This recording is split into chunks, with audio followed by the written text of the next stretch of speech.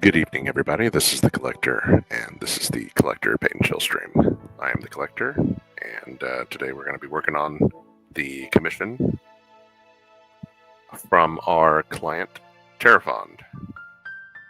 We've already done our priming steps for all the mechs, but we're going to do something special with the bases. Before, I've done a couple of Wolf Empire commissions for them, where I did magma bases, and so that's what I'm working on today. Here we got some MDF bases that are going to be for the vehicles, and I've got some Ironwind Metals, I guess you could say pewter or Ralladium bases for the mechs. Once I get these ones done, I'll start working on those. And I've already put the mechs that I was going to put on those bases to see where I wanted the magma and the kind of the carbonized cold lava to be at. So I'm gonna just eyeball it essentially. But yeah, this is the hobby. We get creative. So as you can see, I've already got one done here. It's still drying, still a little wet. The product I'm using is Vallejo Earth Texture Acrylics Black Lava Asphalt. You can use this for roads, but you can also use it for like a magma textured magma basis. There's a lot of metal pigment in it, even though it's black. It's not quite like a metallic black, but it's pretty thick. I mean, even just doing one pass and cleaning the brush out, yeah, it's pretty nasty. So just be careful not to get it on anything that you don't want painted, because that stuff is pretty bad. All right, so that out of the way, let's get back to work.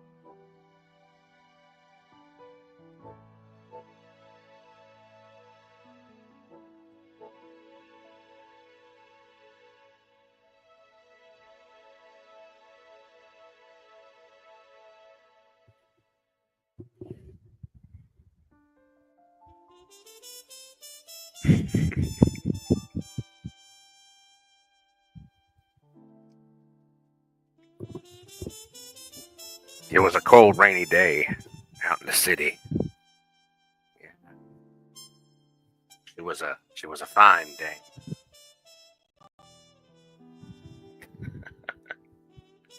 You have to own a trench coat and a snubby to watch this. Well, I mean, I own both of them, but I'm not prepared to model my body around and cosplay yet. One of these days, huh? One of these days. How you doing, Chad? What you up to?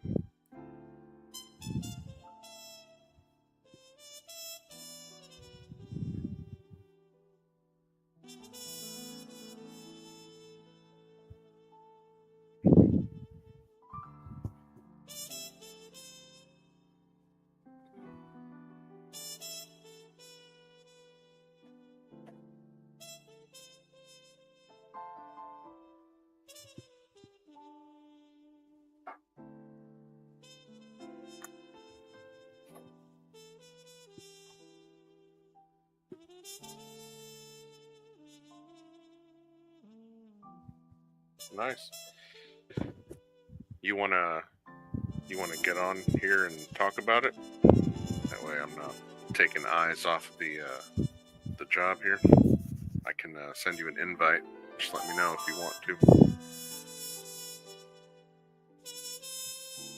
Now that we're both video tubers on the YouTubers.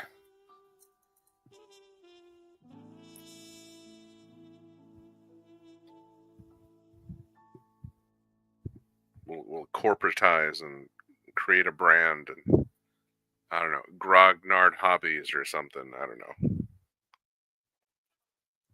Boomer Mex.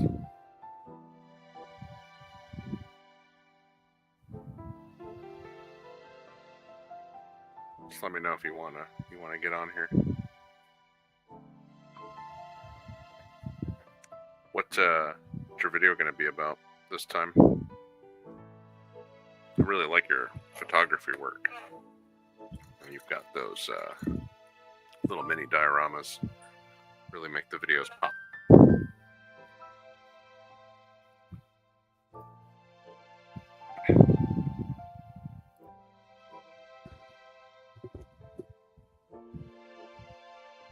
The mini painters Zaibatsu. Domo arigatou. Here, I'll send you a little input if you're interested in getting on cam or mic. Since you've got that voice made for radio.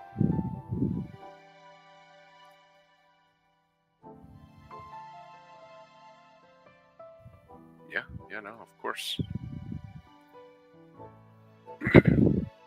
You know, you have a voice that sounds really similar to this other BattleTech YouTuber, Wargamer Fritz. You both of you have like almost identical voice profiles, which is interesting.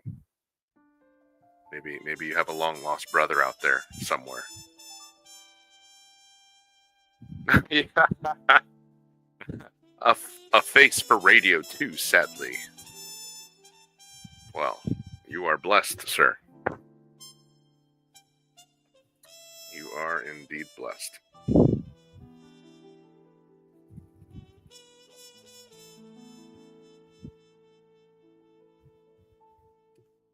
Sent you that invite, by the way. So, shit on your Facebook.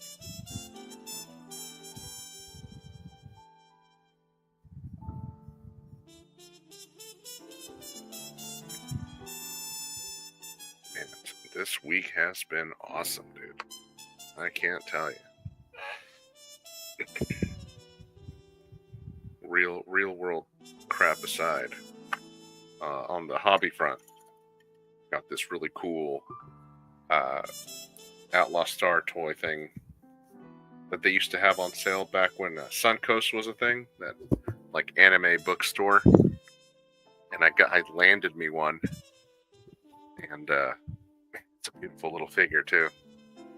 I've posted pictures on the respected social media pages. Maybe I'll pop it on screen whenever I take a little break here.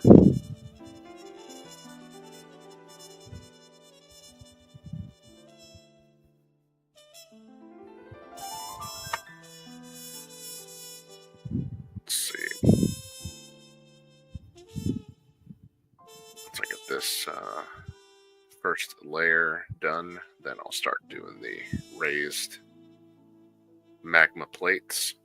And then when that's done, I'm going to bust out the Elmer's glue and we're going to do little flows of magma, little magma flows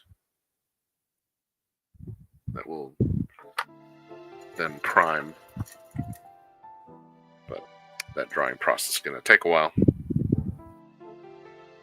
We don't want to rush. This is not something you want to rush. You want to take your time, your sweet time, and slow. Let things dry. Don't rush it. You got to be smooth. Be slow. You rush it, you mess it up, and then you'll have a mess on your hands, and you'll be like, why? Why did this happen? It's because you rushed it. You gotta go slow.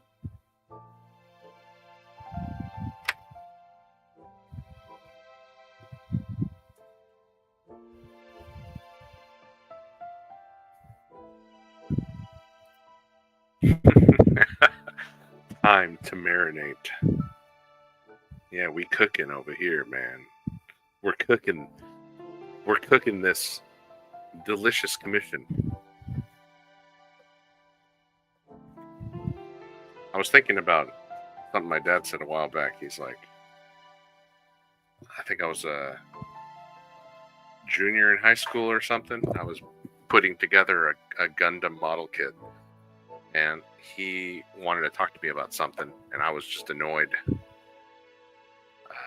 So my fault, I was a little disrespectful, but he like shot back with oh, you just want to sit in your room and like he mimicked mockingly what I was doing with my hands. You're never gonna do anything. You're never gonna make any money doing that crap.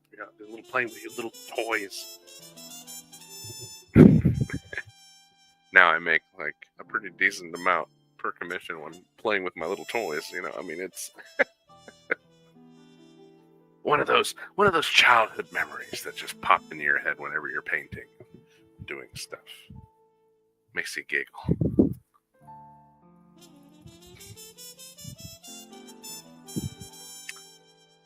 But retirement is a good thing. It kind of helps.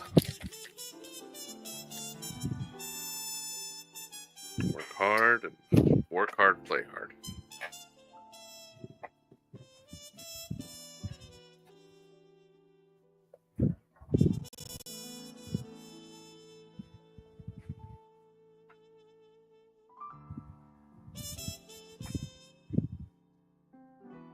Gotta fix a couple of these minis that I primed. So with metal minis, you want to use something like a stronger primer. You want to use something like a lacquer or an enamel primer, because it'll adhere to your metal and be a little bit tougher against bumping and scratching and chipping versus acrylic primers. Now, that's not like always the thing. That's not always the case. And if you sand the metal model good enough, like well enough with a wire brush or with some sandpaper, it'll score the metal enough that a acrylic primer will work fine. I like the Pro Acryl primers, acrylic primers. But even so, I still do the trusty good old Krylon spray, or your Rust-Oleum spray. That'll do you real good.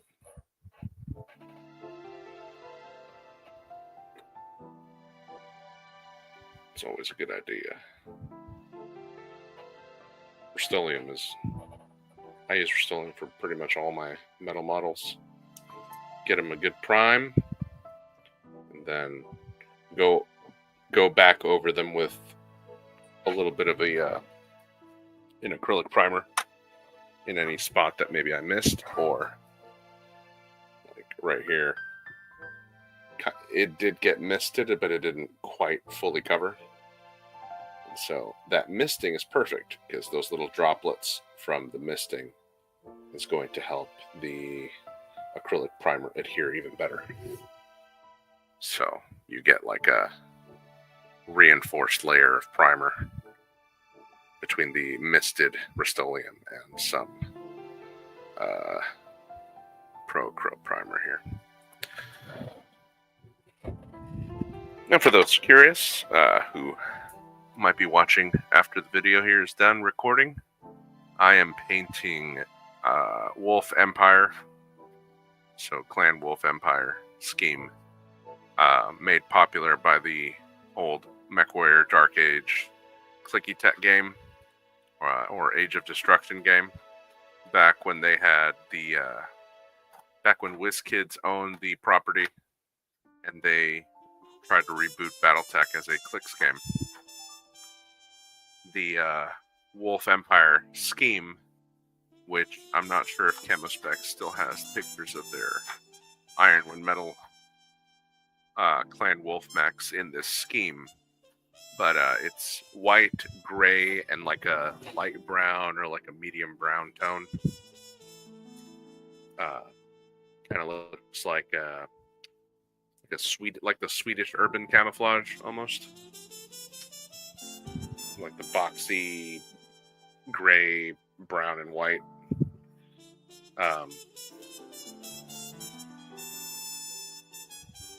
If you go on Chemospecs now, you could probably find it under the Clan Wolf Alpha Galaxy scheme.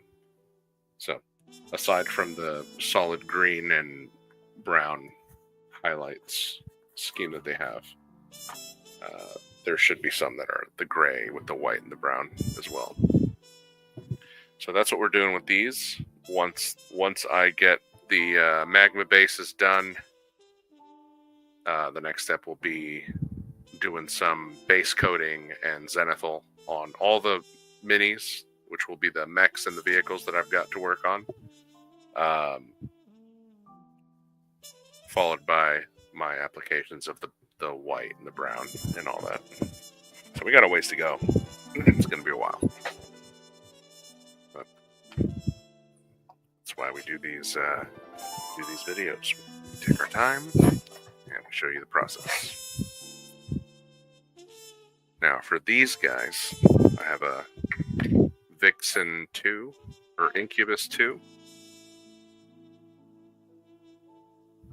And the feet on this one has a little hex on it that's molded to the model, to the lower torso, versus something like this Korhu that doesn't have the little, like a foot assembly thing. It comes with one, but because we're going to be doing a dynamic base, we're not going to use that because I want to be able to position him on the magma more organically. But for the guys that have the hexes sort of molded already onto the feet, I did the same thing I did with the other metal hexes. The cool thing about the Ironwind metal hexes is they have a little void, like a little indentation, like a pocket that you can put epoxy putty or some kind of a resin or something that'll harden up. And what's cool is you can just about make them flush with it. I don't like leaving gaps, so I just put the epoxy putty in there and then squished him in there. So now what we're going to do to try to unify our little presentation, our little diorama, magma diorama, we're going to take some more of this magma stuff and we're going to go around the feet, the hex base, and the resin that we use to fill the gaps in. So once we join those up a little bit, it'll be a little more uniform. So then you can always take a hobby knife or a spatula or something and square it away. You can also use your fingers, whatever is comfortable for you. You do what you can do.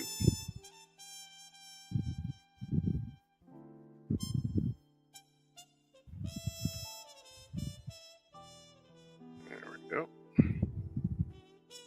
I'll try not to get too much of this on the feet, but if you do, that's okay too, because everybody likes weathering, and mechs aren't just floating over everything. They're walking through stuff. They're getting gunk on their mech feet. So mech feet get dirty, and that's cool.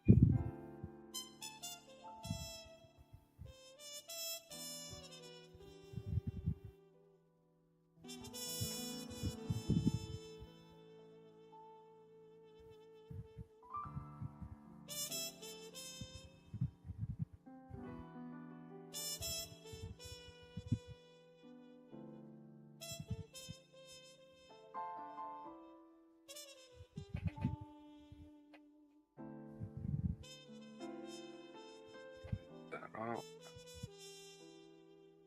that out a little bit. There we go.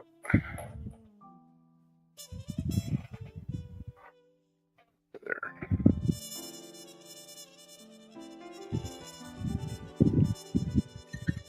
That's what I was talking about how intense the pigment is on this stuff.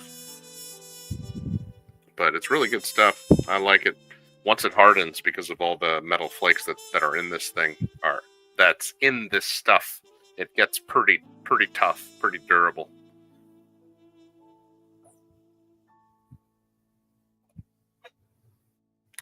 Let's see. It's a bit raised, so I'm gonna try to smooth it out inward. There we go. That's better. That's better. Okay.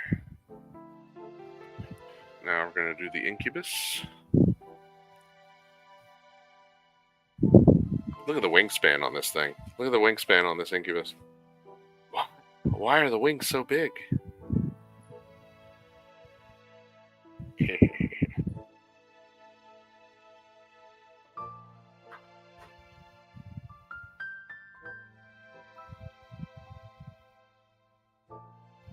I've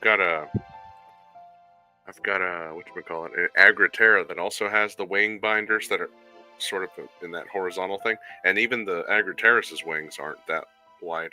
I don't think. I'll have to look at that later.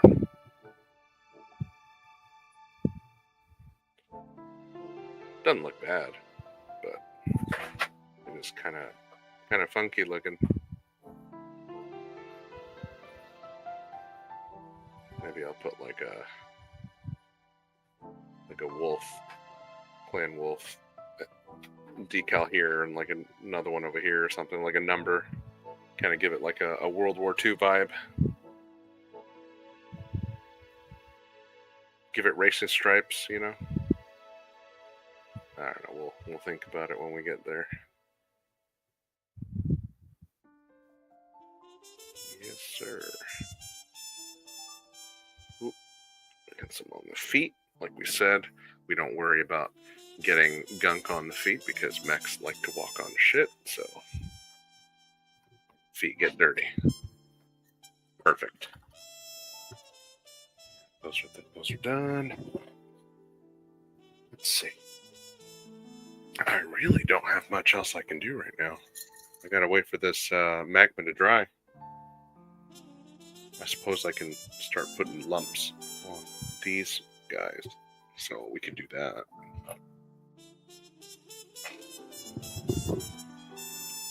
Let's see, where's my spatula?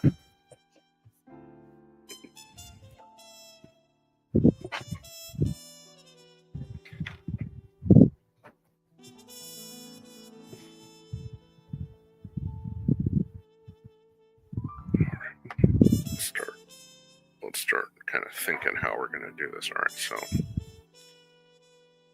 yeah, when I think of magma bases or lava bases, I think, you know, there's like crust, and then there's little channels where lava is flowing through. So kind of want to make like a little spot then take another little blob.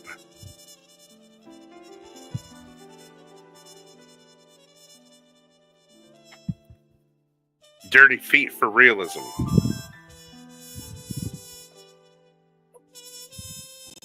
Claire had dirty feet. Yeah, it's a warning sign, you know, it's a warning label. She's got dirty feet. What's that trope from? I remember, what was it, the old, like, loaded, the Naked Gun comedy movies? Like a cop comedy movie, and the dude would, like, look at the lady's feet, and if they were dirty, or if they were clean, it, like, it was like a good thing. I don't know. I don't even know what I'm talking about.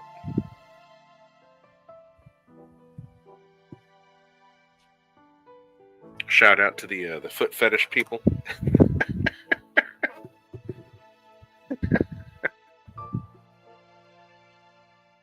We get weird. We're getting weird now.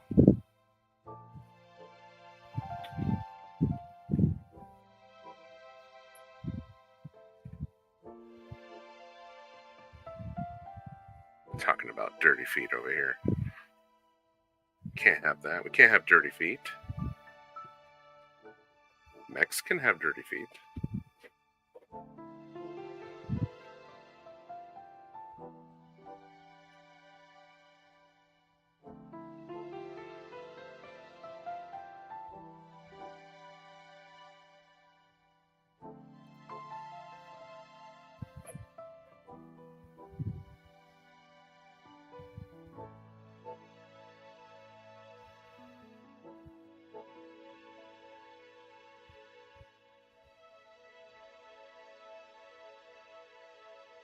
What's cool is adding all this stuff raises the hex just a little, adds a little more weight to these MDF bases. So that's going to be cool too.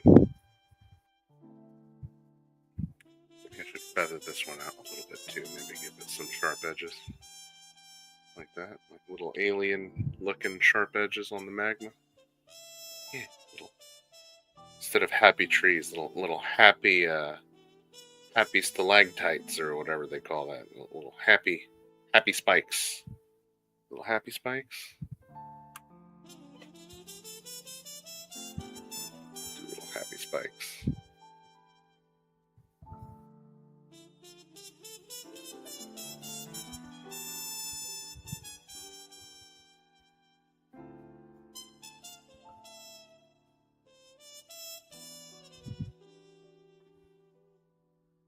What are y'all working on tonight? We got a couple people watching already. Guys working on some battle mags. You're working on some terrain. Something else. Some other model hobby. Leave it on the comment if you watch this later. You know, what you like to paint. I know after I'm done doing this commission, I'm gonna have to finish the Metal Gear Solid board game miniatures. Still gotta finish those guys. And the big giant Metal Gear Rex miniature that comes in there too. That's another project. Not a commission, but for my own hobby shelf. Make that channel just a little bit wider, just to make it more interesting. That way a little more magma can travel through there. Yeah, that'll look good. Let's smooth that out just a little bit. Now the Elmer's glue, whenever I put the Elmer's glue in here to make it flow, it's going to contrast. That smoothness of the Elmer's glue is going to contrast with the roughness of the magma texture stuff. So it'll make it easier to tell the difference, like what is magma, what isn't.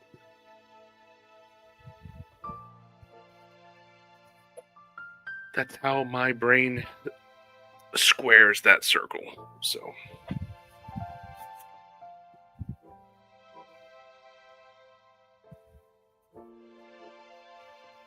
Right, let's get a little more of this stuff. Oh, man, I'm running low on this stuff. I'm gonna have to go buy some more.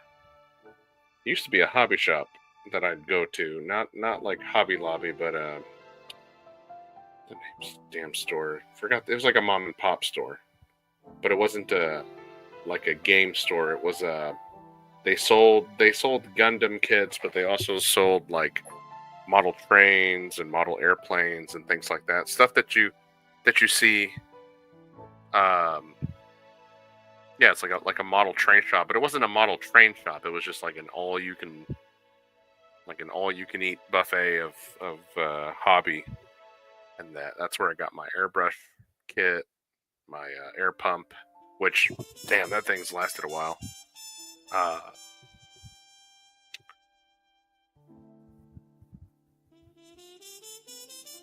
And that's where I got this stuff. That bucket is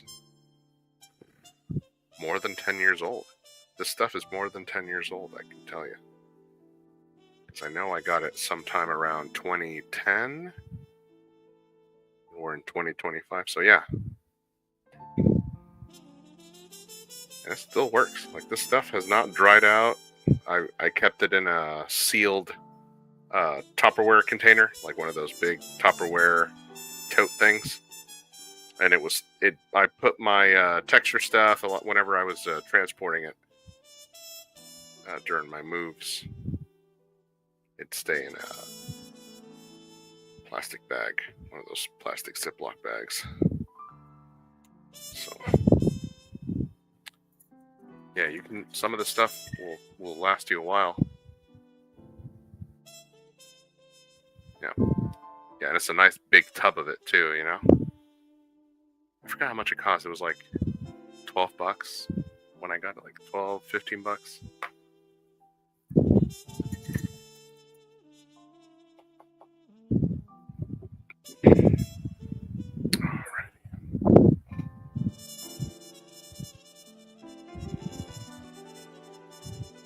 Let's continue.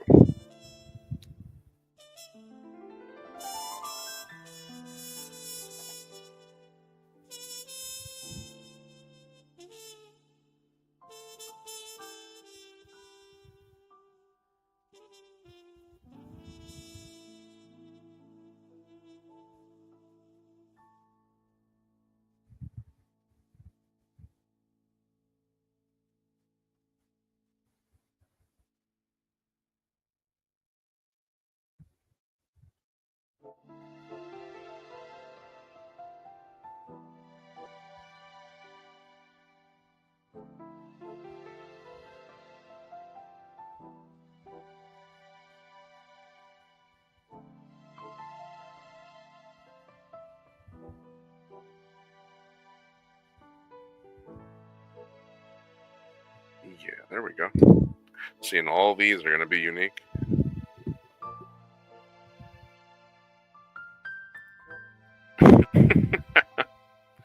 Yeah, Citadel wants $300 for a thimble full of Astro Granite. Yeah, no shit, huh?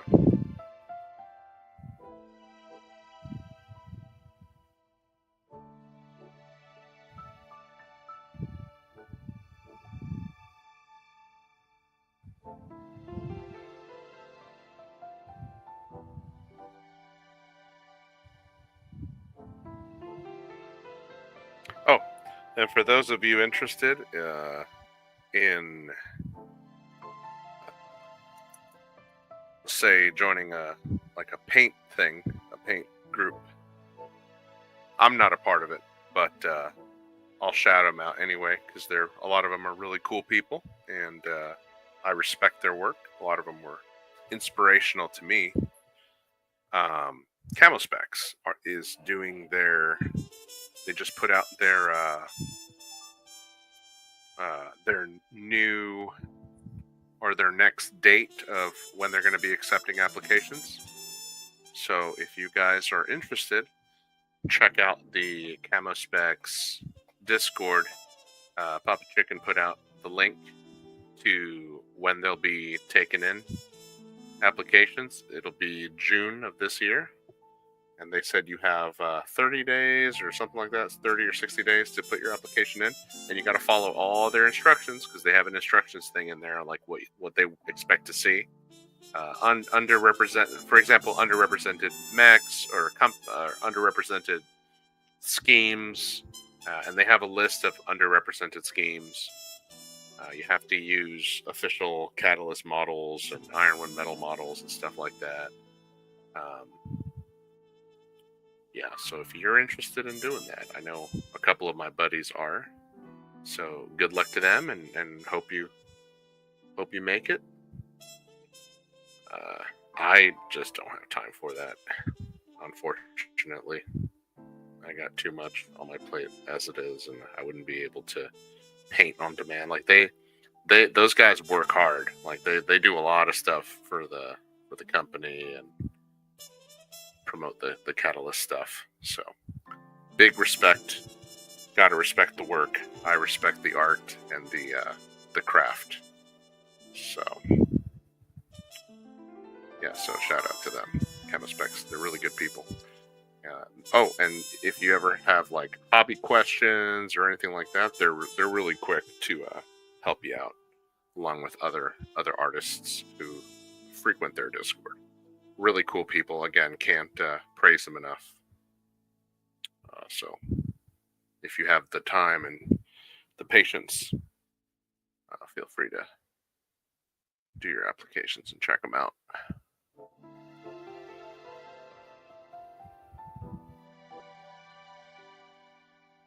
All right. So that's it with the MDF bases. Now I'm going to do the little raised crusts on the metal bases. Now, I have a little less real estate on these than on these. I mean, it's not that big of a difference, but it's enough to make you think. And I'm also looking at how much or where the feet are going to be sitting. So each base is going to coincide with a mech. And I have to figure out, do I want them stepping on the lava, like on the magma itself, or do I want them stepping on like a platform, like one of the pieces of crust, and have like the magma going in between his legs or something like that? So, just things to think about when you're doing the hobby. Oh, a couple more I gotta do here. So this guy, I also need to put magma stuff around. And for all you fans of the Unseen, here's a Marauder 2C, one of the Unseen. Let's fix this autofocus thing so we're not having the issue. Here, let's zoom in. Show you what I'm talking about here. Ooh.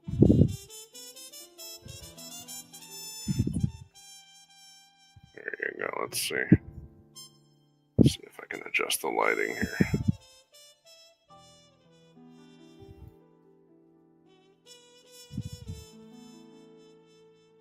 There you go. That thing is primed and ready to get paint on it. It already came assembled. My client sent it assembled already, but that's not a problem. We'll just fill in those gaps with some of this magma stuff, this magma texture, and it's gonna look good once it's done. Guarantee it. That's a great model. Look at this model. This thing is so cool. Little nibbly arms, little anime aesthetic. All right, let's get some of this magma on here. Just gonna go to town, man. We're just gonna lay it in.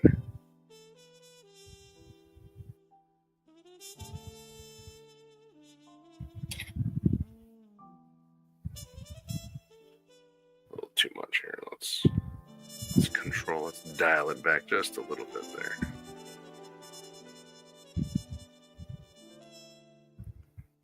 that get filled in.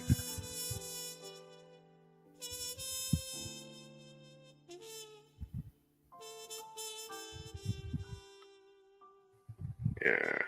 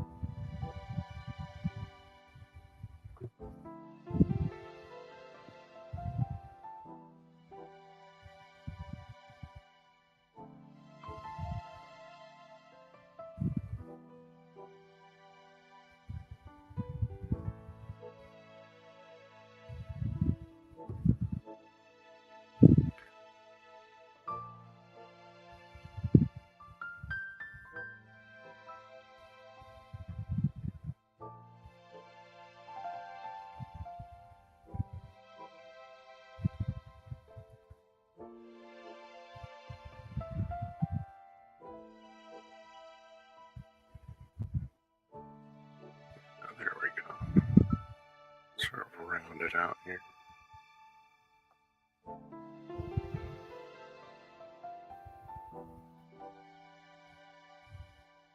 Yeah, there we go.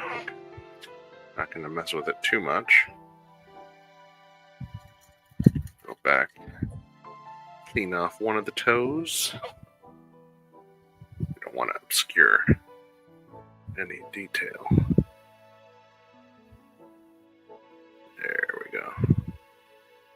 Now we're being precise over here. Let's move some more of this on this side.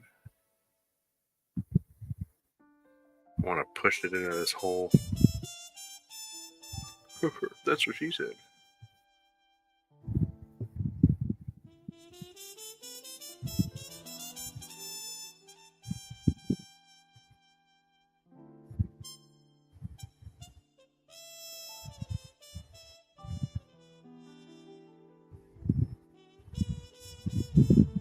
All right.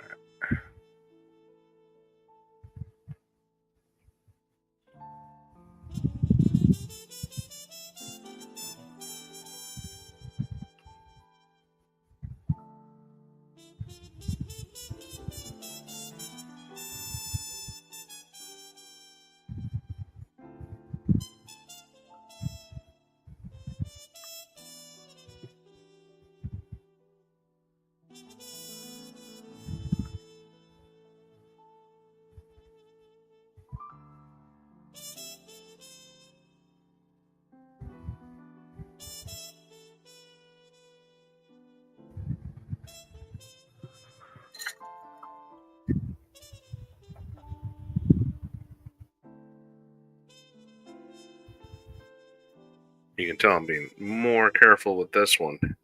Not just because I really don't want to screw this model up. I don't want to screw any of the models up, but I really like this model. As always, though, anything we mess up a little bit here and there, we can always come back and fix it later. No errors. Too crazy.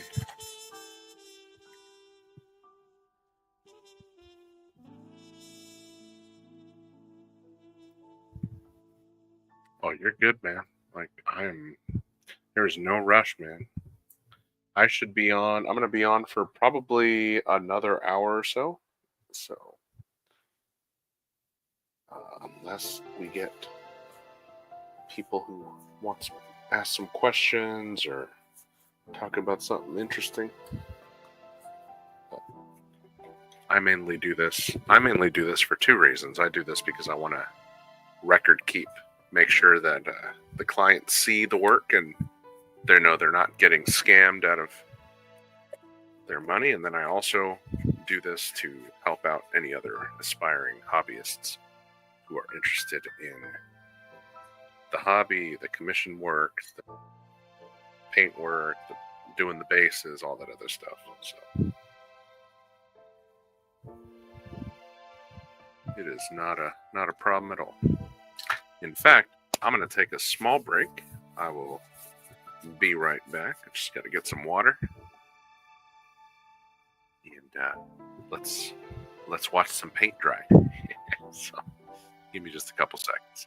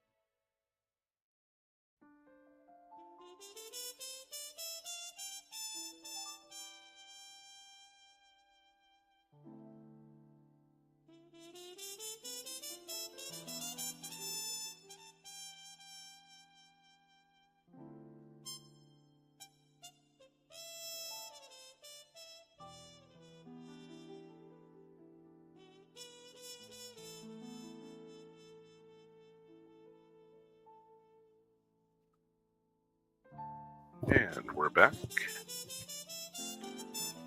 All right.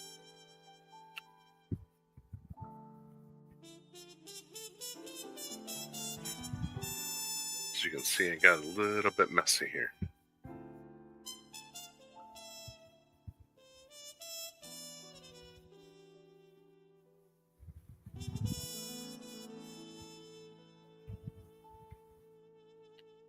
Let's put some magma stuff on this Savage Wolf, one of the newer Ironwood Metals Madcap Mark IVs. The old Madcap Mark IV was just a little bit tedious because of those tiny limb connections. The new one is by far superior. If you can see the difference here. The new thick design and the thick ball joints are just much better, in my opinion.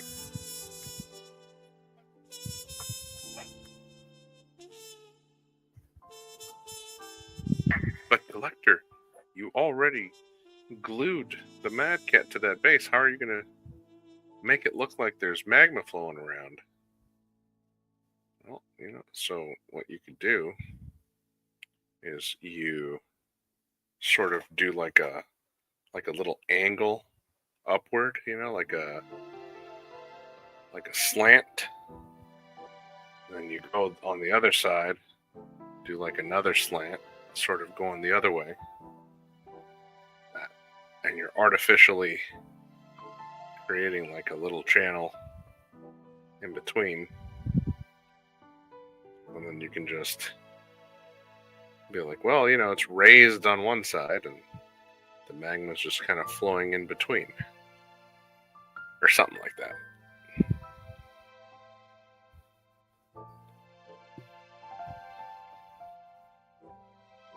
So, what we'll do is we'll pile some of this stuff on here.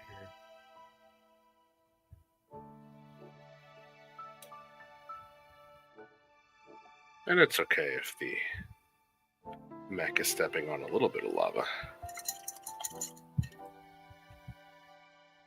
Take my little spatula. And sort of go in upward direction. Like that. So you see that? Now it's almost like he stepped on what he thought was solid crust, and then it ended up caving in on him. You see? Caved in on him a little bit. And now he's foot deep inside of some magma. So he's going to have to move out of there. My lighting's not very good here. Let's see if I can fix that. There we go. See the edge. Let's see the edge on that side. And we can do the same thing with the other models here. Or with the bases. Let's see. smooth out some of this in one direction.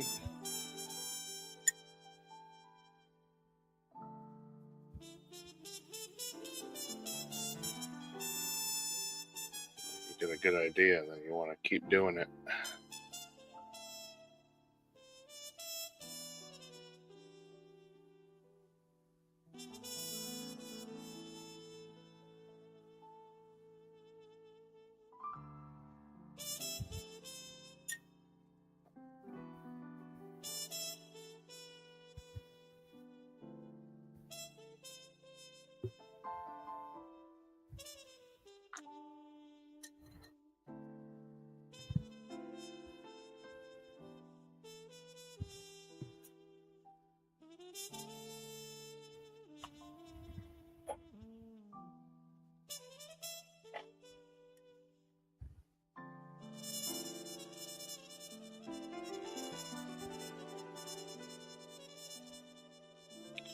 This one was already drying pretty good. I don't want to mess that up.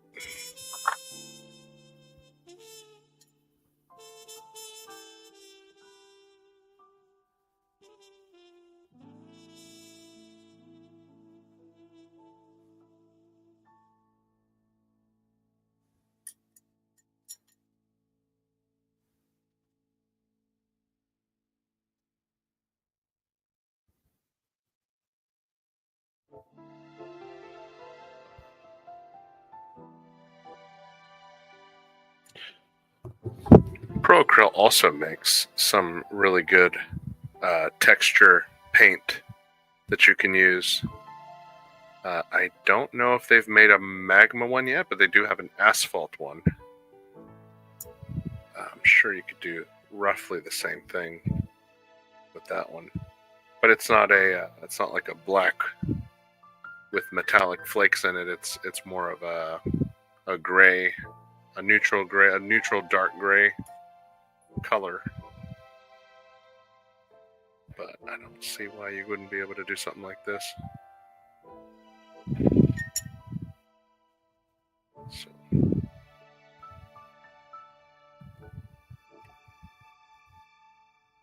yeah, once these dry, they're going to look really good.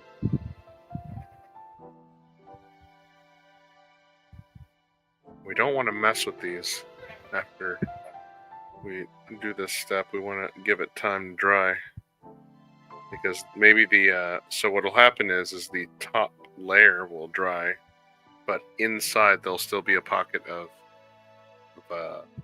gooey, uncured magma putty.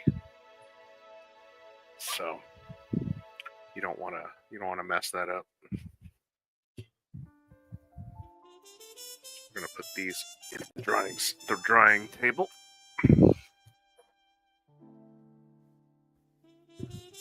Those are gonna dry for a day.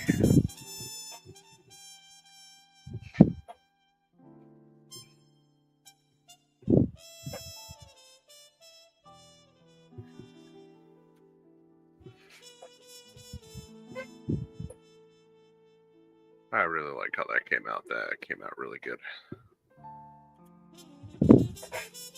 Alright, and we're going to do the same thing with these guys right here.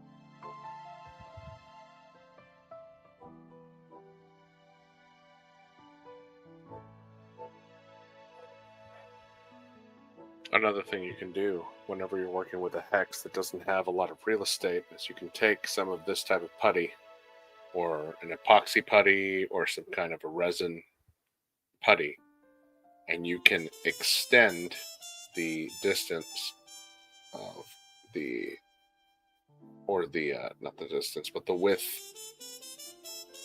just above the hex. So your mech or whatever has more surface area to stand on. And then it also, it'll be like a little mini diorama again. You're giving the illusion of your unit being in an alien world or something. So that's what we're trying to sell. That's the idea we're selling here.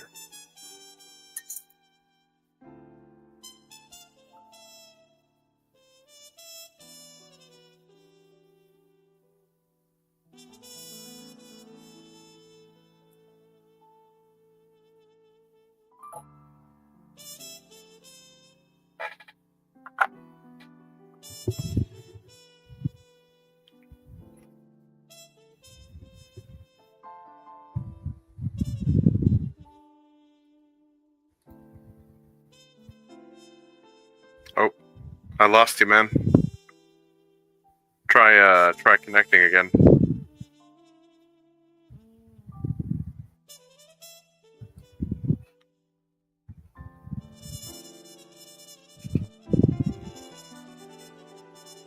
Yeah, try again. Hello, sir. Yo, mic check. Can you hear me? You are Lima Charlie. Fantastic. How are you doing, sir? Man, if I was any better, it would be against the law.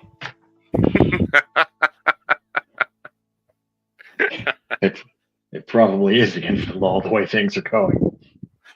Dude, isn't just everything going well? Like, that's so funny. It's so funny how well things are going. At least for us, Man, I'm good. I am always good. I say if I wake up in the morning, it's a good day. Everybody I love is healthy. I'm good. I don't care about anything else. Yes, sir. Yes, So, sir.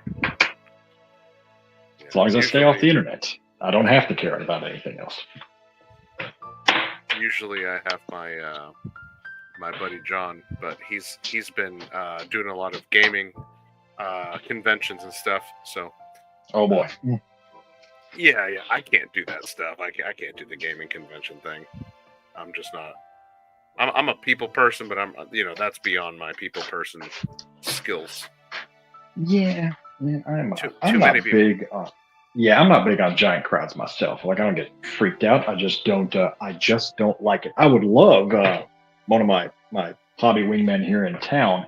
We're always threatening to go to one of the big conventions and be like, man, I would love to just go to like the vendor hall because you can find some super cool niche, micro scale stuff at these places. I see this loot people bring back, and I'm like, man, I want that stuff. Oh yeah. But then it's like, it's this big thing, and it's like, you always get convention crud, and Yeah. it's like you always get sick going to these things. So many people, it's like, yeah, I don't want to pay, I don't want to pay $15 for a cruddy hot dog either. So I don't want to pay $15 to get sick at some place. Yes. That I may find something interesting there that I could also probably just find online and buy it online. But yeah, that's the thing. On the trying to stay out of the internet front. Well, that one, I don't know. I can't seem to get away from that. But at the same time, it's been pretty funny. Been pretty fun. Yes, sir. Yes, sir. It has been. Yeah, it's been exciting at the very least. We can say that for sure. Been exciting.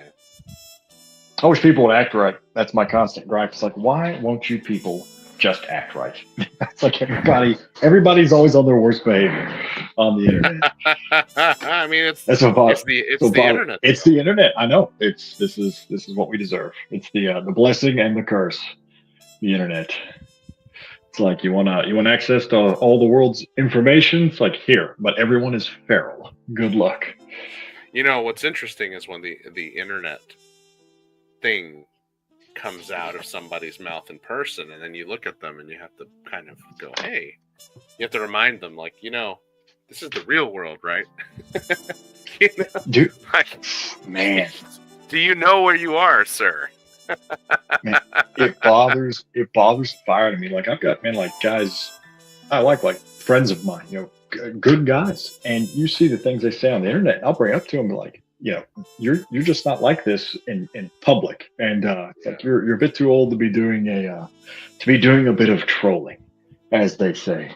No, I'm talking about the guys who they have the balls to say something in person. It's like, hey, if you have the balls to say it in person, I respect you. Now you're gonna listen to what I gotta say.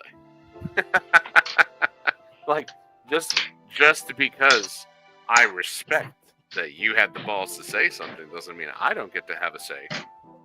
You don't get to cry foul when I have my say. People who come out to the real world and then, I can just log off. Like, you can't log off in reality once, if I'm right in front of you. It's like, you started this, now we're going to talk about it. And hey, it was a good thing. It was a good thing. Oh, we got a comment here. Let's see. Oh, Seraphon, the only issue I have with conventions is the number of people who don't believe in using deodorant. Yes, sir. Yeah. Fortunately for me, I don't have a sense of smell, so it doesn't bother me. I hear, that's the old stereotype about the conventions, and I thought, well, like so many things on the internet, that's exaggerated. I've never been to a gaming convention before, and I asked one of my pallies who used to be a big con goer back in the day, and he's like, oh no, he's like, in fact, it's true. Not only is it true, it's way worse than the memes. Like, you'll never forget the funk at these gaming conventions. Like, man, I'm just not about that. I've been through enough gross stuff in life. Like, I could do without that. Everything you've heard is true and worse.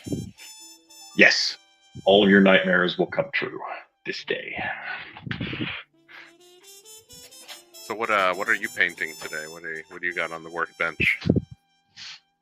Who, me? Yeah.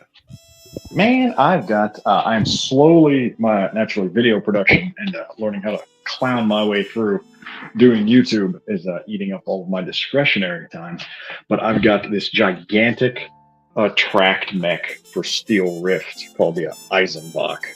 It's like a ultra heavy tracked armored core looking kind of mech that I'm painting up in a rendition of, you remember that sort of Berlin Brigade sort of knockoff camo I did on those Manticores a little while back? Doing a spin on that for this, and got the arms all magnetized, and it's like, oh boy, like it's turned into a job. It's slow going. Nice. That sounds cool. It sounds like it's going to look really good once it's done. Man, I think it will. It'll certainly look impressive, so it can get shot off the table on turn 2, as is customary for big giant units like that.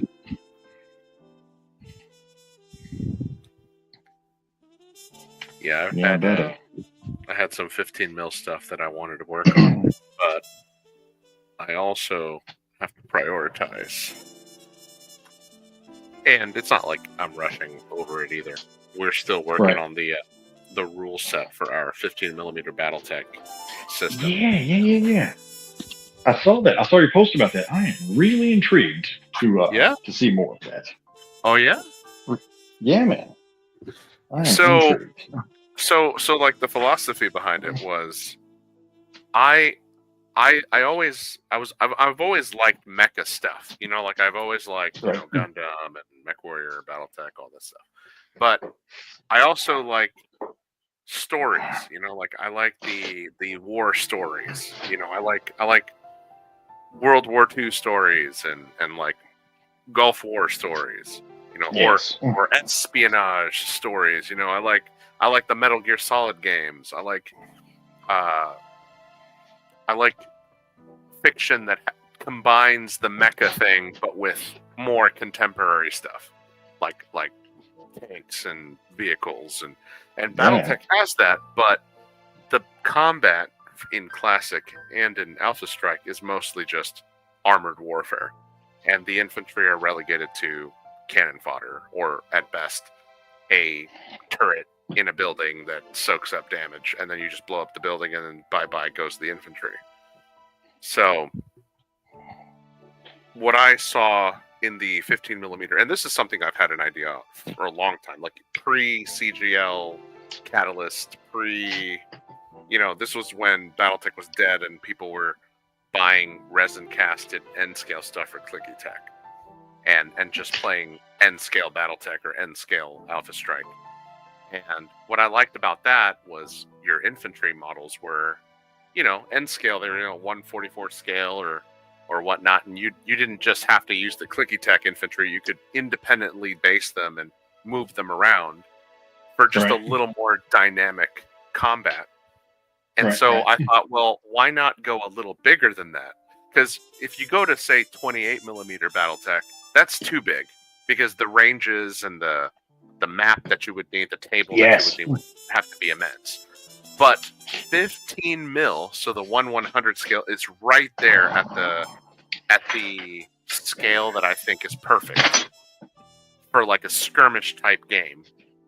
Right. Think, like 40K, but like smaller.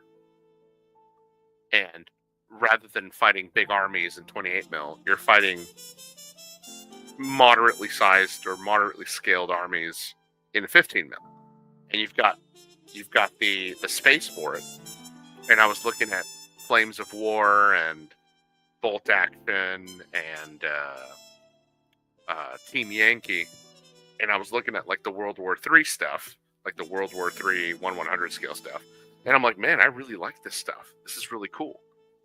I bought a bunch of Coruscant minis infantry that I have based on pennies. So awesome. Like I'm telling you, I've got hordes of this stuff. Like it's gonna take me forever to finish painting them, but we have an infantry, platoon, and squad rule set already. So it's not BattleTech. It's not the way BattleTech does it. It's sort of our own proprietary way of building your list, but they use equipment that's in the BattleTech technical manuals. So all the weapons and damage and BV is calculated the same way you would if you were to be building, say, a custom built mech or something. Yeah, that's interesting to me. The kind of a partial conversion, I can dig that. And dude, the scaling issue. If you watch my most recent video I put up, the scaling issue is something that is what I hyperfixate on. Like, if the scale of the game doesn't feel good, it kind of, like, I am convinced it affects the game tactically, like what you're talking about. It's like it didn't feel right. Like, these units are either made more important or less important because that sort of that range distortion, right, that always comes with scaling from most games. Right. Yeah, so I am here for it, man. I'll be following that project of yours with interest. Hell, I'll even talk to you right now about it. So let's see. I'll show you what we figured out so far, and where I think the perfect scale, the perfect way to represent distance is. So initially, and this is aside from the fact that we're using 15 mil, is how do you calculate ranges? So if we go by the 1/100 scale of like a 1-to-1 scale using the newer diameter that they say that a hex is supposed to be like 30 meters wide or something, but that's not necessarily accurate. hex wise. So if we're playing, we're not going to use hexes for our system. We're using just a regular table, battle table like Alpha Strike, but we are using the an abstraction of classic rules for the record sheets for the mechs at least. So if you take a look here, what I've done, what me and my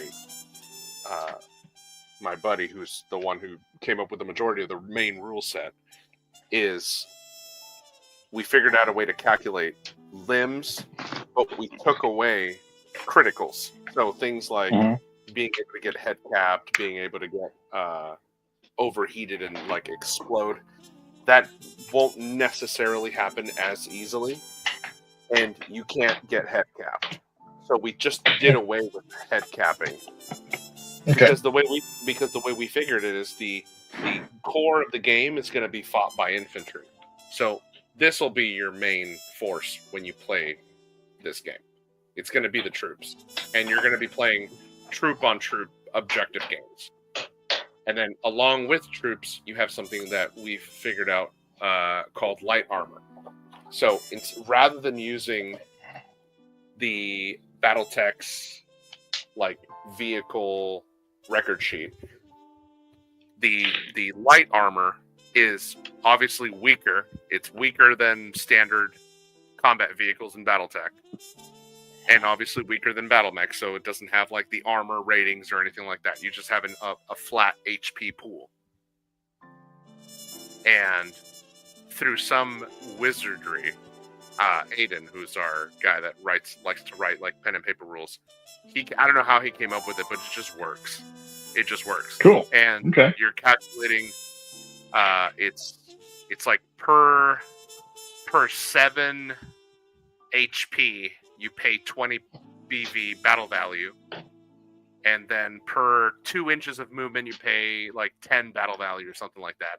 And then each weapon system, so heavy rifles or auto cannons or whatever, you're paying the battle value times 2 to put it on that thing.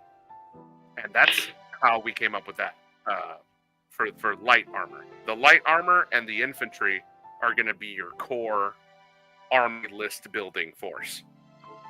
There's rules on how you're going to field your army. So you can't have like 3 battle mechs and just like 1 infantry squad. So in order to field a mech, you have to have an infantry squad assigned to it. And so if you want 2 mechs, you're going to need 2 full infantry squads and a HQ choice, or like a leadership squad or something. You need some kind of a leader unit. And so you're paying all of that BV just so that you can have your 2 mechs. And the other limitation that we put on it was, in total, per any game, you can only have a total of a size 4 mech on the field at all times. So you can't field more than a size 4 anything mech related in your army. So it's either 4 light mechs, 2 medium mechs, a heavy and a light, or an assault mech. You can't have like more than that. Because again, we made the mechs OP as hell. You can't head cap a mech. You can't head crit, 1 shot, 1 kill a mech. The mechs are like the monsters of the battlefield. Yeah, which is absolutely correct, vibe wise, if the game is centered on infantry. Yes. On that note, kind of what you're talking about, have you ever messed around with the Steel Rift rules from Death Ray Designs? Steel Rift? No, I have not. Yeah. I'll tell you what, give those a gander, man. Those might even be like perfect for even just doing like mech versus mech combat in that system you guys are talking about. Imagine Alpha Strike, but it doesn't suck. That's the way I sell it to everybody. It has the crunch and even the customization elements of Classic, but it's real light and fast and breezy as far as play wise, like Alpha Strike. And what's most remarkable is, man, there are no range limitations. Your weapons shoot to the horizon, with the exception of a few particular short-ranged weapons, like infantry. Even man, like most infantry, your infantry units that are capable of really putting a wallop on the mechs, they can shoot about across half the board, like with their little disposable launchers. So it makes the game a lot more about positioning and a lot more about positioning and cover rather than like, oh, those arbitrary, weapon ranges. Which again, I know that's all contrivances. That's all to make a game go. But like you play BattleTech on a 3D board, like you're talking about, it's like it does start to feel a little peculiar at that scale. It's like this laser just stops cold right at 9 inches. It's a little odd. Love it, still do, but man, Steel Rift like burned our group up. Like we all converted to it, and I have been loving it. So, Nice. but what you guys have sort of landed on. Reason I bring it up is it reminds me a lot of that. The concepts you guys have kind of come to by a different road. So I'm really interested to see what you do with it. Yeah, well, and that's the thing is like we have a lot of guys that just love BattleTech, and so they're not going to move away to a different game system. That's just not. That won't even change brands. Yeah. They're not going to change brands, but they are very happy to test something new. And we have like 5 dudes that do 3D printing, and so the Very ability to have the resources to do the very thing we're trying to do is awesome. The way we came about our scale is also kind of funny because we were looking at not the new MechWarrior Online scale crap that's like, your Locust is like this tiny, but then your Atlas is like the size of a Gundam, Right. meters wise. We just went with the flat, like classic, almost the old classic scale, where your light mechs are, 8 meters tall, and then your assaults are only like at the highest. Well, what we've decided is the tallest assault mech is 14 meters tall, or 14 centimeters in the 1/100 scale. So, for like say this guy, because my initial scale for the mediums, they're going to be about just the same height as a heavy mech. But if you look at how big, what I came up with versus what the consensus decided, I think the consensus makes a little more sense for something like a medium mech. And then, like here's your representation of your guy with a rocket launcher or missile launcher or whatever. Cool. Yeah. So so not quite. It's a little too big. Like it could still work as 1/100 scale, but this is more like your MWO scale. This is more like your classic BattleTech scale. Just a little bit smaller. And a little more doable on a table for 15 mil, because like if you look at the hex here and you look at this hex. Yeah, dude, I brought up exactly that point in my last video. Is like the base alone of some of these, when you're getting those bigger scales and you want a big unit, a mech, a giant monster, or whatever, a super tank on there. It's like the base alone gobbles up a significant percentage of your tabletop, and that starts to turn your board into one commenter very astutely put it as the parking lot effect, right? There's a lot less room to maneuver, especially in close order, and it just bogs the game down. No, I think that's a subtle but important change you guys made there. Yeah, indeed. And like, so here's an M1 Abrams in 15 mil scale. Nice. And here's a Sir Mortimer Bombito Shrek. And I think that's perfect. A perfect scale job. Yep. Agreed. Honestly. Agreed. And then here's your 15 mil soldier. You want to... Man, you got a tough billet if you're an infantryman and there are giant robots walking around. It's going to be a tough day at the office.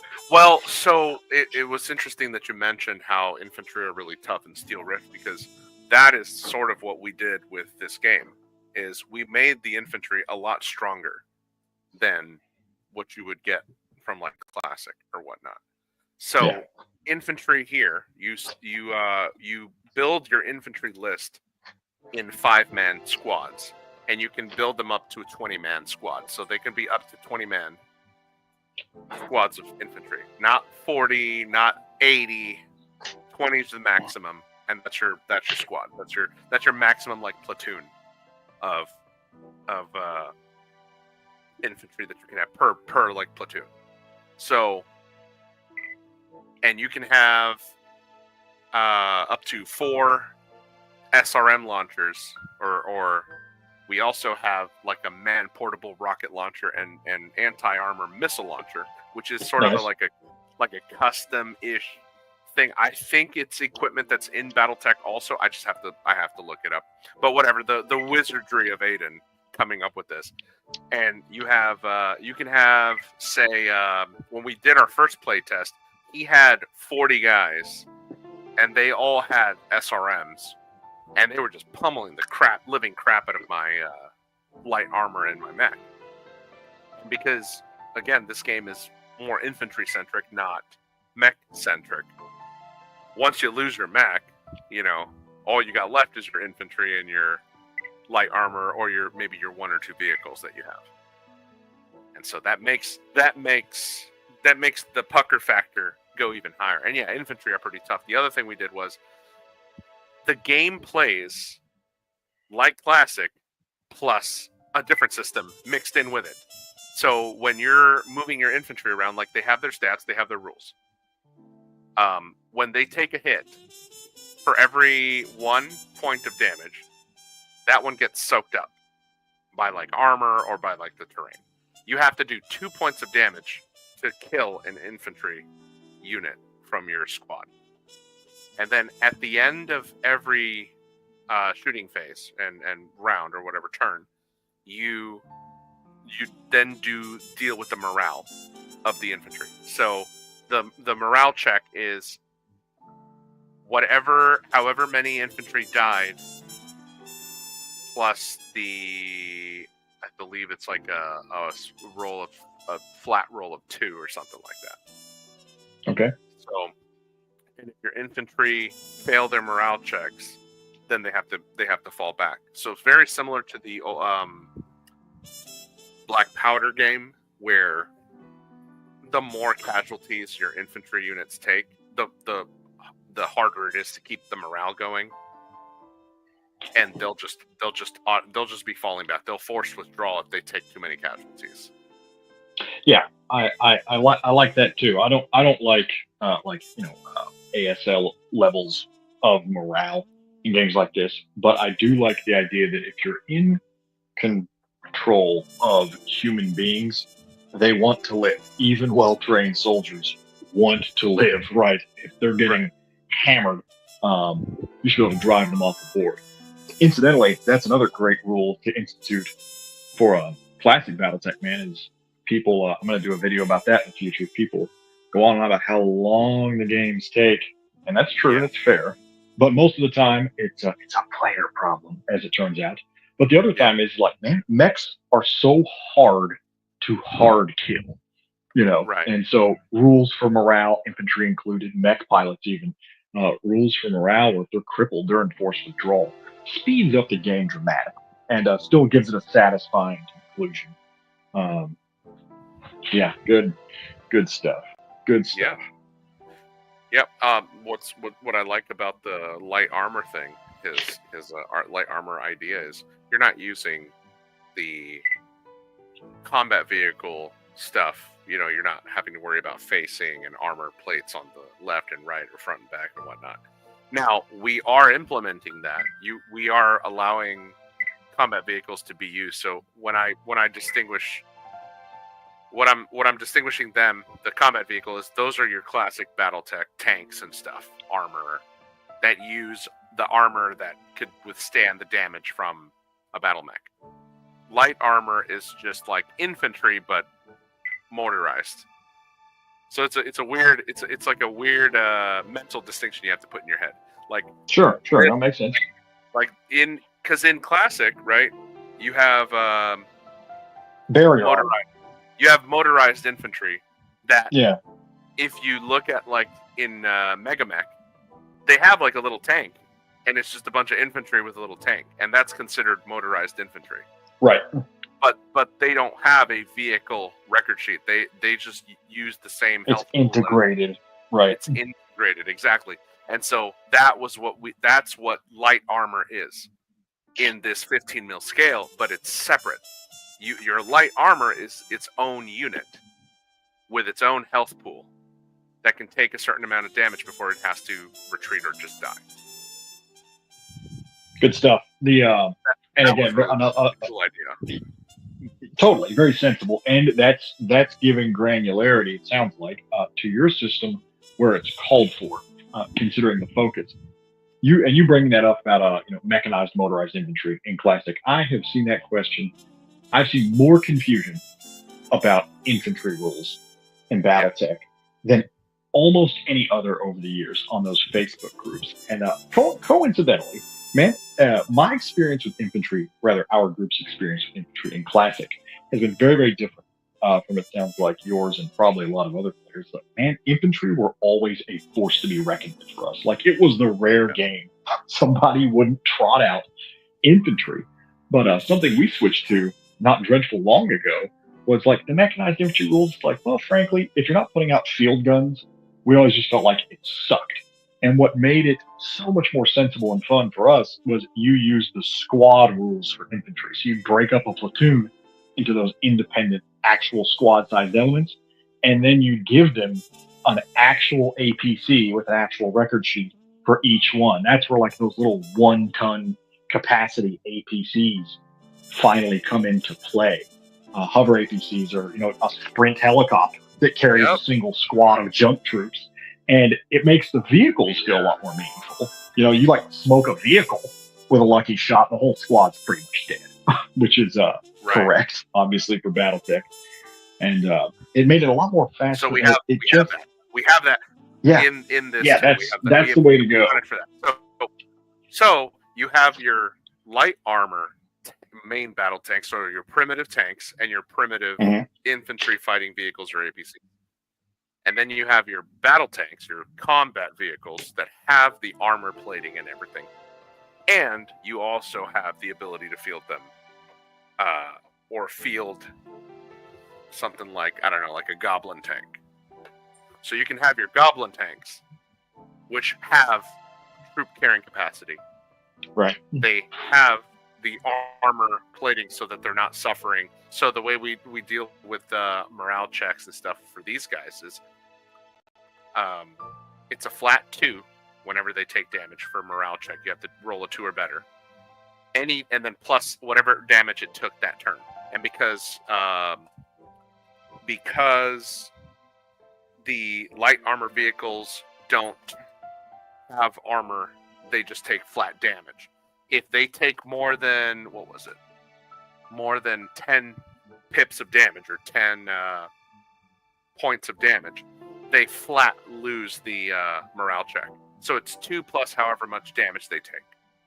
They can't block damage from mechs or combat vehicles or just about anything.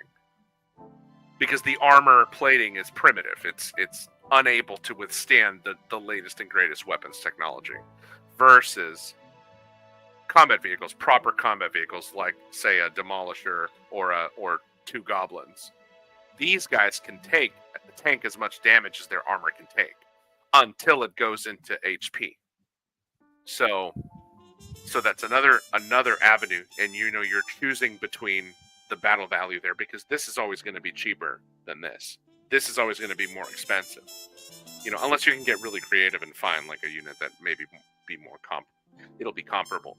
But the way, again, our wizard Aiden came up with it just seems like you can probably get more out of your buck, more bang out of your buck just using light armor and with storage capacity. So you pay for the storage capacity. In fact, I wrote it down yesterday when I was just doing mock-ups. So I wrote 2 main battle tanks and 1 IFV with infantry bay, which you pay 20 battle value per 5, so per squad of 5, which goes back to how we build our infantry. And so it all marries itself perfectly. So you can pay for, say, 2 squads, 2 5-man squads. Pay for the 2 5-man squad bays to get 10. For your IFV, you obviously pay the battle value for the weapons as well, for your HP and your movement. And then that's how you get a Bradley that can carry 10 guys. Cool. Yeah. Versus a Goblin, which is like, I think the Goblin tank is an 800 battle value unit. It's like around 800 battle value, 800 BV, something like that. So it's almost more than twice the cost of this IFV, but it's also tougher. This thing takes 21 pips of damage, so this thing gets hit with 1 AC 20 and a small laser, it's dead. Versus this could probably tank a couple AC 20 shots, depending on where it gets hit in the armor,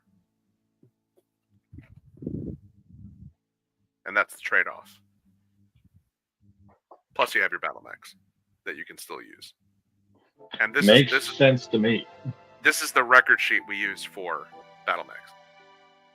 It's our own little idea of a thing, and it's all abstracted from the actual record sheet. So we're not making shit up here.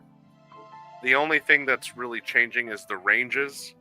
So I was going to go with a perfect 1-to-1 scale translation from 1-to-1 to 1/100. So if a small laser range or a medium laser range is what's the usual hex range? It's like it's 1 to 3, it's 0 to 3, 3 to 6. Yeah, and so then, 3. So hexes are supposed to be 9. 30 meters. So if hexes are 30 meters, and you've got 3 hex, that's 90 meter range. So 90 meters is 9 centimeters. And we thought that at 15 mil that would be too small, too short. So how he did it was he just multiplied by 4. So all the ranges are just multiplied by 4 from Classic, and we just use the inches. We just use them as inches. So all of these are the ranges of hexes, but times 4. And it just seems to work out almost perfectly. Right on. A 4x6 table, so 4 foot by 6 foot table is how many centimeters? It would be, or how many inches? Like it's what's 4 by 6. That is that's 48 by 72 inches.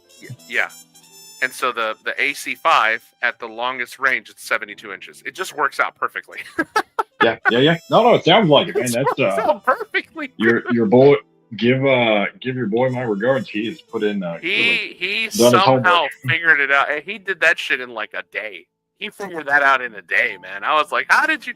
Because I was trying to push something different. I'm like, yeah, no. In real life, the AC5 should be like, 100 and something inches because of the 1-to-1 scale. And he's just like, no. Let's decrease some of the ranges, because like some of the the PPCs could reach out and touch somebody on the other side of the table, and like the minimum range would have been like 12 inches. But in this case, in the way he did it, by just multiplying by 4, because in Alpha Strike you're just multiplying by 2, sort of like it's like 2.5 or like something like that, from hexes to non-hex. And so we just did that, but doubled it. No, well done. I can certainly dig it. And then the armor, we kept the limbs of the left arm, right arm, left leg, right leg the same. The armor value did not change. It's the same as the one in Classic. The center torso, however, is a combination of the left, right, center torso. We don't count the head because we don't target the head. Doesn't get damaged. We don't even count the head armor. And then you add it all together, and then you multiply it by 0.66, and that's how you get the R version of the center torso, full torso armor plating. And then you do the same thing for the back, where you just take the left and right and center torso of the back, multiply by 0.66.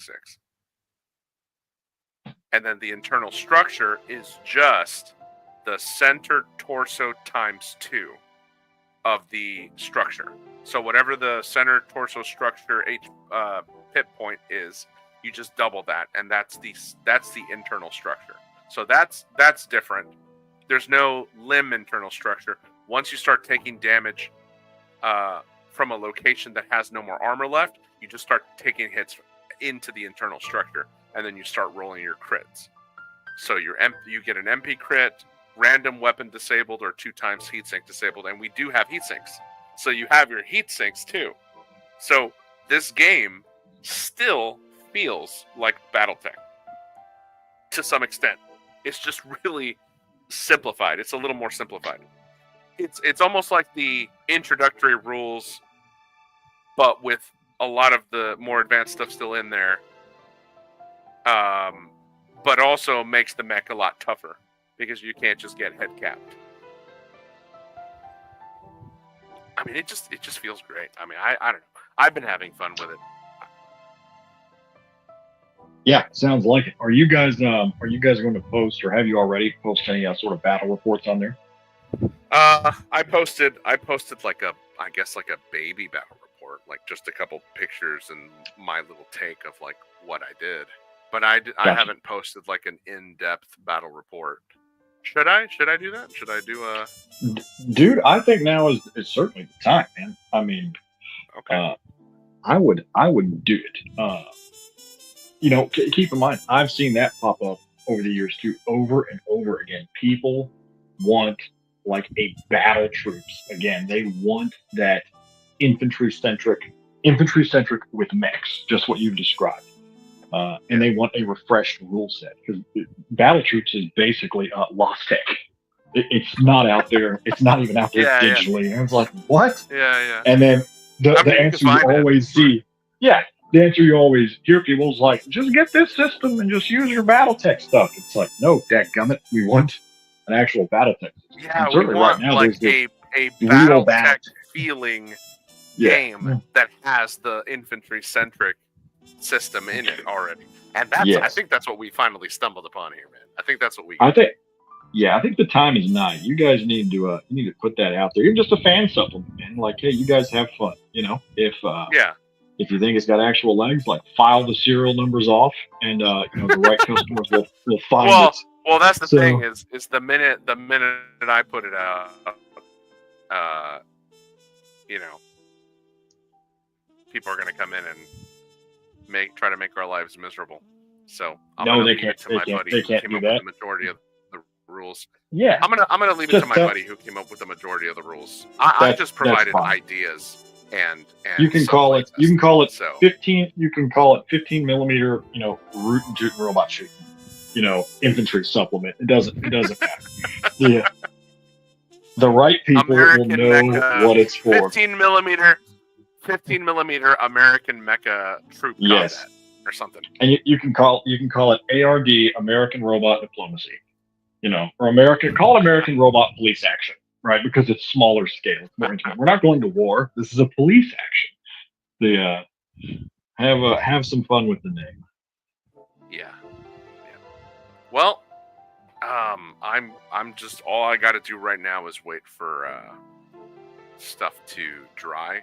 Since I can't really touch the commission work anymore as is, I'm going to call it.